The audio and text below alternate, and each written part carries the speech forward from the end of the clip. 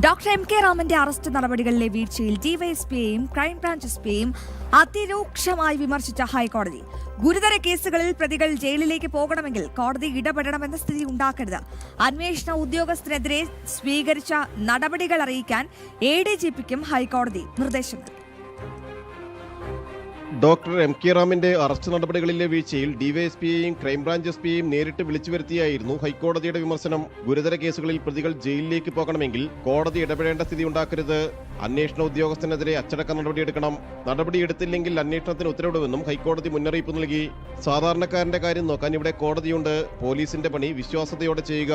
ആരെയും രക്ഷിക്കാൻ മറ്റ് ഇടപാട് വേണ്ട. നീതിയുക്തമായി പ്രവർത്തിക്കുകയെന്നും പറഞ്ഞ കോടതി പോലീസ് ഉത്തരവാദിത്തം നിർവഹിക്കുന്നതിൽ പരാജയപ്പെട്ടത് പരിതാപകരമെന്നും വിലയിരുത്തി.